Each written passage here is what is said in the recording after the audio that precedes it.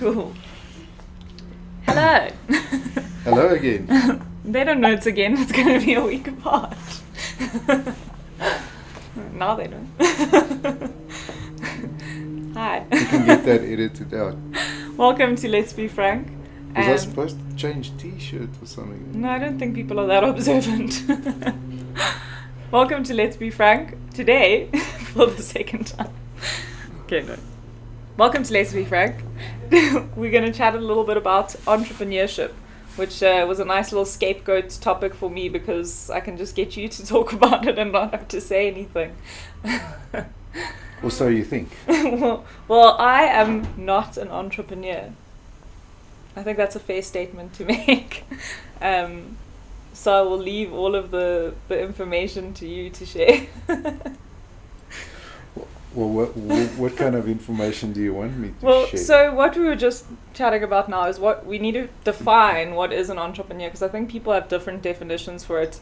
We did a quick Google search, and the top dictionary definition that comes up is someone who starts a business at a financial risk in the hopes of making a profit or something of that nature. But I think there's obviously a lot more to it than just that. And there's a lot more candid answers, like you said, jumping off a cliff and building a plane on the way down, or yeah, and I can't remember who said that, but yeah. So there's also, Richard Branson often says that entrepreneurs make the mistake of just chasing the money. Exactly like the definition says. Yeah. So yeah, sure, the money is important because without money, you don't have a business. But in my opinion, there's a lot more focus on what it is. The famous Simon Sinek why. The why you're doing it, and the why is not to make money. Yeah. The money is a side effect of that. The money will come. Yeah. If you start a business and your why is strong enough, the reason for that is strong enough, if you fill a need and a gap and enough people want it, then the money will follow. So the money should not be the primary objective. Yeah, and it is for a lot of people. I mean, you hear a lot of people quitting their jobs because they think they've got an idea that's going to change the world and that everybody wants. And that they're going to make a fortune. Yes. Yeah. And the order is often slightly different. I'm going to make a fortune because I have this great idea and everybody will want it. Yeah. And that's the incorrect way of doing it. But we've also seen through just some of the businesses that we have encountered and have worked with, some of the mistakes that people make by not necessarily paying attention to certain of those critical functions. Yeah. So it's in the execution part of it. I was going to say, it comes back to something we spoke about not too long ago, the expectations and assumptions that you have about your audience and the people who are going to be buying your product or service or whatever, thinking that you know what they want. But it's really what you want, and you're not necessarily the same what you want them people. To want. Yes. Yeah. Yeah, so we see that a lot as well. Yeah. People think that they have a great idea. They try to implement the idea. And look, that's definitely something I think worth mentioning is just having an idea doesn't make you an entrepreneur. So what does make you an entrepreneur? Resilience. Resilience. That's a good characteristic to have. Is that because, and this is why I don't consider myself an entrepreneur, and I struggle to see how I would ever fall into that category, is the being able to overcome that fear of failure, and rather using it to your advantage, because as we've spoken about so many times, it is the only way to learn and to move forward and to grow, is to fail and learn from it. But but that resilience to really get through all those failures and not get disheartened and not want to give up because something didn't go the way that you expected it to. And that's definitely a big part of it. Yeah. I mean, we know, and we've spoken about some of the really famous examples out there that that didn't start out as the company or the product that we know at the moment, So they had to go through a number of failures, and even when you start a business and you end up making that business successful, doesn't mean that you have to be very resilient along the way. Yeah. You have to be very resilient. You have to be able to deal with failure. Yeah. Often. That makes me uncomfortable. Well, I still think that it is not as uncomfortable as we make it out to be. Yeah. But that's a topic for another day. Yeah, I think we have even touched on it before. Yes, we have. That failure is a very natural part of It is a very life. natural part of life. Yeah. And I think we are generally much more comfortable with failure than we credit ourselves for. Yeah. Okay, so resilience. What else do you need as an entrepreneur? I'm guessing you need a level of people skills, because you're going to have to deal with a lot of different personalities. Yes. But that is something that I think you learn along the way. So if you think about some of the really well-known entrepreneurs who very publicly are known for the fact that they don't have great people skills. Like Zuckerberg. I think Zuckerberg is an example of somebody who is really good at learning those skills. But you do get to a point when the business grows to a certain size and level that you need somebody with specific skills to take over certain functions. Which is another area where I see a lot of entrepreneurs struggle, where they get it wrong the moment that they grow, and they have to assume these other roles, become head of finance and head of HR and head of whatever else in the organization. They really struggle. So leadership is a skill that you can be taught to a large extent. I'm sure that there are people who will disagree with that. But think about Mark Zuckerberg. I mean, you mentioned him as an example. There's no ways that he could, at the age of whatever it was that Facebook started, had all these wonderful skills. Yeah. And even in much smaller businesses, successful entrepreneurs, the one thing is you have to be open to learn every single day and develop skills. But just in terms of leadership, I truly believe that is a skill that can be learned and must be learned, because you're not going to start out as a wonderful leader and then be an entrepreneur. I'm not saying it's impossible, but it's generally not the order in which it happens. Well, I suppose that's another thing that we need to talk about is the passion for what you're doing. Or I mean, you have to really believe in what you're creating or making, or right? I don't know. You used the P word. I know. It's a very naff word. And it's changed its meaning because of business. I mean, passion really has nothing to do with business, and it's become a business term that everyone uses. But not just a business term, it's find your passion in life. And, so much bullshit. Yeah. Yes, you have to strongly believe in what you do. Yeah. You definitely have to have an interest in what you do. Yeah. So what word describes that better than the P word? love. I don't know. It definitely helps. Yeah. If you enjoy what you're doing. Yeah. I wouldn't say love. But I think then there is also that risk that you become too attached to something and are not prepared to let it go when it's no longer serving you. So I'm not really sure what that term, if there is a term for it. There's probably some foreign Greek or Latin or something that would encompass it quite nicely, but we don't have that word in the English language. Yeah.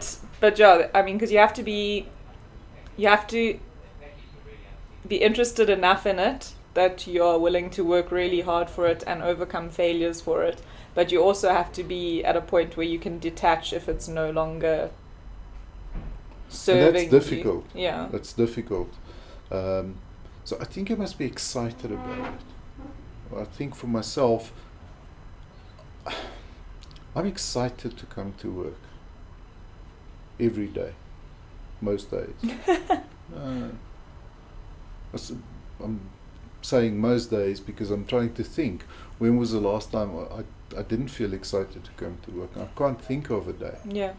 So that really helps. But because we're human, I'm sure that there will be days when I think, oh, good heavens, I don't feel like going to work today. Yeah. So you have to be really excited about what you do. About the ability to not be too attached to your idea. That comes back to those assumptions that we make about who our customers are, what the ideal product look like, and so on. And you definitely have to overcome that. Yeah. You have to be open to listen to other people, especially those who you want your customers to be. Yeah. To listen to what exactly it is that they want. And who is it that said that you must kill your darlings?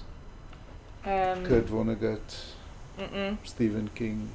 I think it might have been Stephen King. King. Stephen King. Yeah. But anyway, one of those famous authors, used that particular phrase and said that if you write a story and then review it, you might really have a soft spot for a particular character, but if that character doesn't serve that purpose, you must kill them. Yeah. You must kill them off, get rid of them. Yeah.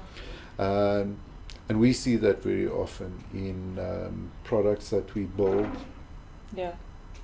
Features that are in there because we think that this is what the public will like. So whether that is a software product or a physical product or whatever, people must, or entrepreneurs must get comfortable with killing off your ideas. So that kind of leads to you need to be a good listener or at least a good interpreter. So you have to listen to what people are telling you, as in your customers, as in your partners, as in, people who might have more insight than you do about the... Advisors, mentors, yes. And I say interpreter Certainly. because sometimes people will be saying something, but there will be a different meaning behind what they're saying. So you have to really understand where that advice or information is coming from. Yeah. And, I mentioned earlier, open to learning every single day. Keep challenging yourself, You see so many articles where people talk about entrepreneurs, read however many books and so on. And there's a reason for that. I'm not, for one, buying into that whole generalization, clickbait type headlines. But in general, entrepreneurs are very open to learning. Yeah. Well, is it Jordan Peterson who says you must sometimes think that you're not the smartest person in the room? Definitely. I think it's Rule 9. Yeah, and that you can learn something from someone else. That's everyone and anyone that you come into contact with. Yeah. So you definitely have to have that mindset. I'm not sure we answered the question or about what is an entrepreneur, what makes an entrepreneur. I think we've spoken a little bit about what makes an entrepreneur, or kind of the characteristics that entrepreneurs have or need. But so what is your definition of entrepreneurship? I don't have one handy. Okay. I don't have one handy. I think it's the people with a strong sense of being able to contribute Yeah. in a slightly different way. Yeah. I don't know. I'm just not wired for the corporate world. Yeah. It doesn't sit well with me. Yeah. But then, you know me well enough to know some of the characteristics, you know, that will immediately tell you that why Yeah. I don't fit into that. So then, just the last point is they have courses now at university and at schools that teach entrepreneurship. So I have a little bit of insight into how you feel about that. Bullshit! Can entrepreneurship be taught? Or I suppose, I mean, we've just spoken about some of the characteristics that you need to have. So unless you can really change a lot of your core being as a person and what you believe in and how you learn and how you adapt to situations and how you are flexible and things like that, it's not necessarily something that you can teach. Not everyone can be an entrepreneur. No, not Yeah. everyone can be an entrepreneur. So I think where there's value in those courses, and even in, you know, some of the incubators and Startups, boot camps yeah. and hubs and whatever they call themselves, you know, is that you can help people and enhance those skills. Often they end up there with an idea. Yeah. But then we've also seen firsthand, you know, where they fail. Yeah. In terms of really helping entrepreneurs get to that level where they have a successful business. Yeah. It's complicated. You know, there are so many different skills that are required. It's about making sure that you surround yourself with the right people. Persistence, resilience, flexibility. I think a little bit crazy also goes a long way. Yeah. You know, something that, again, part of our formula is keep challenging the status quo. So it's really multifaceted. You must definitely be prepared to take risks and not just go for the safe option. Lots of things. I think there are so many more things that we haven't covered yet. Yeah. Well, we can always talk about it again.